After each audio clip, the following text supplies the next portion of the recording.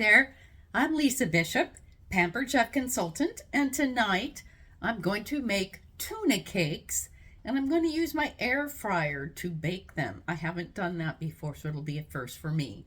So to start off with, I make my tuna cakes with potatoes, and the potatoes are what's going to help them stick together. So I just used 2 potatoes. I'm going to peel these, I'm going to get them boiled. I'm going to mash them, but I will not be adding any milk or butter. I'm just mashing plain old potatoes. So that's where I start.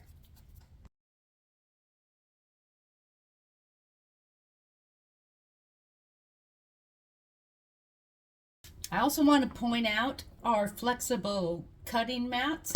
These are awesome, you guys.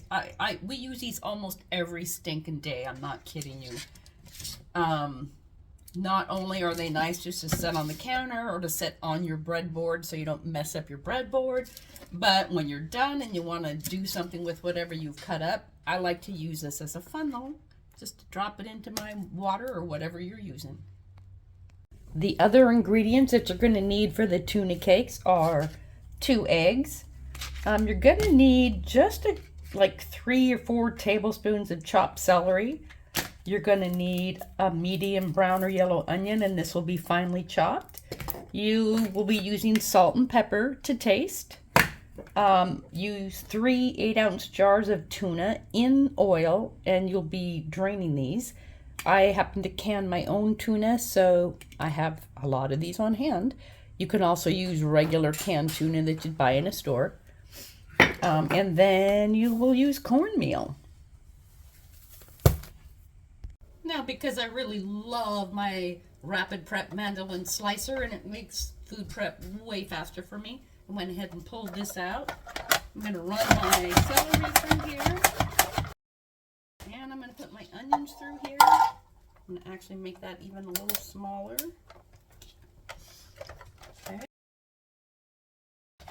And the other half, I usually quarter my onions and put them in a half at a time, unless it's a really big onion. I'm done with that. See how fast that was? I love this thing. It's probably on the top of my list of things that I actually use other than my flexible cutting mats.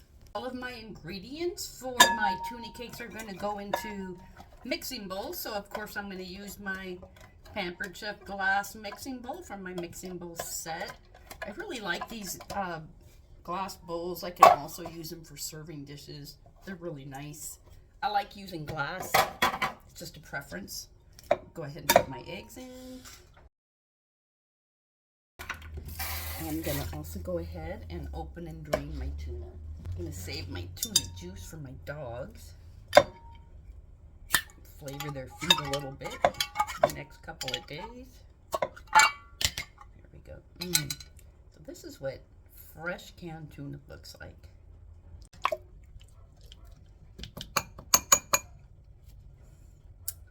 He stuck in his thumb and pulled out a big old chunk of white albacore tuna.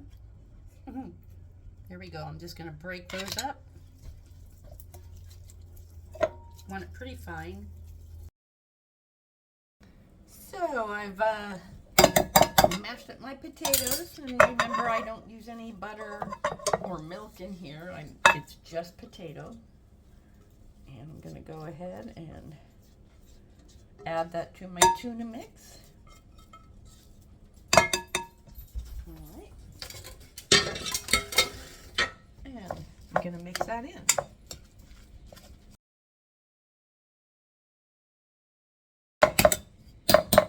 Now I'm just going to add salt and pepper to taste.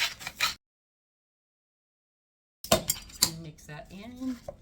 So before I start cooking my tuna cakes, I want to make some tartar sauce. I don't have any in the house, so I'm going to go ahead and just make some. And it's real easy to make if you have the ingredients. So it's a cup of mayonnaise. And then it is sweet relish. And although I don't buy sweet relish, my daughter makes an outstanding sweet relish using zucchini, which is a great way to get rid of extra zucchini as well. So this is what we call a Christmas relish. Calls for about 3 teaspoons of this relish. Because we really like it, I'm going to use like a tablespoon, which is 3 teaspoons, and then maybe a half. And then it calls for a teaspoon of yellow mustard. And it's a little generous teaspoon. Okay. And then I have a teaspoon of lemon juice.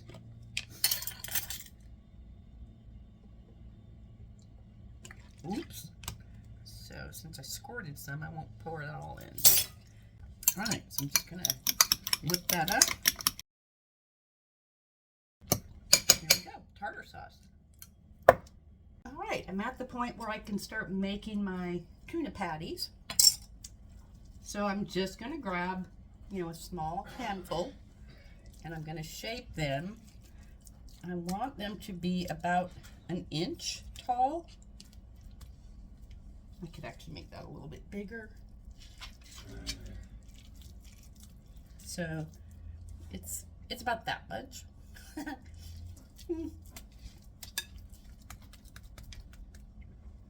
I want them about 1 inch. I'm going to shape them a little bit. Put them on my air fryer.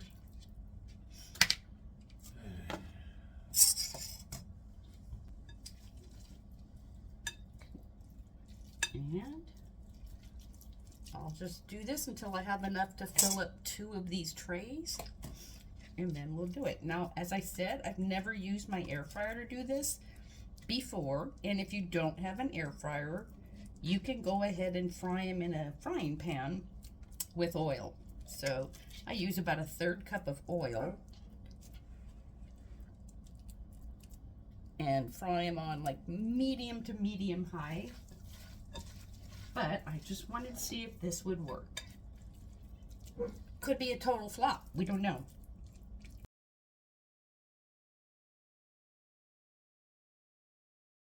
I have the perfect size little mini scraper here. I'll use that. That's perfect.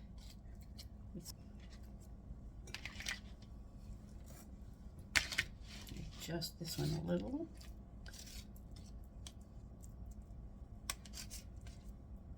Okay. Oh, for Pete's sake, you guys, I almost forgot. So before I put these in my air fryer, I'm going to coat them with some cornmeal. So they'll fry up really nicely, or bake or roast or whatever it is. Okay. And then I'll put it back on there.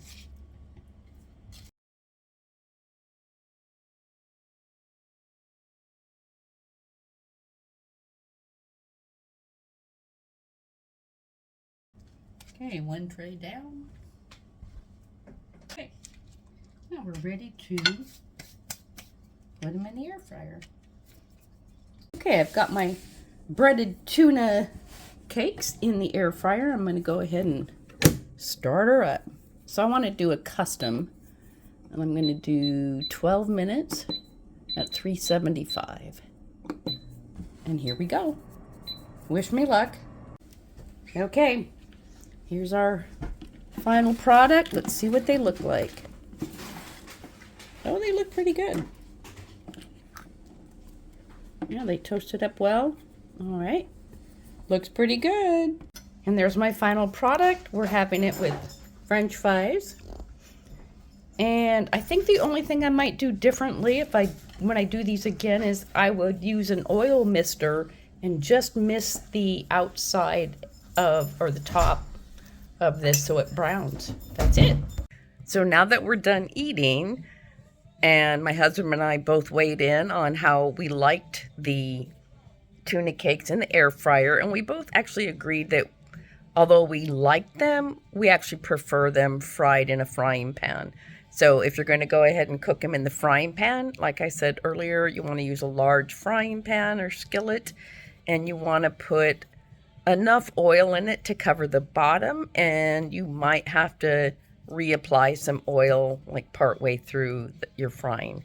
You want to just fry them up until they're nice golden brown, and then put them on a paper towel, let them drain just a little bit, and then they're ready to eat. Anyway, Thank you so much for watching. If you have any questions, put them in the comments below and I'll get back with you. Last comment is, if I was going to use the air fryer again for the tuna cakes, I would use an oil mister. And after I put the cornmeal on the tuna cakes, I would spray a little mist of oil over them because I think they would actually crisp up and brown better in the air fryer that way. That's it. Thank you.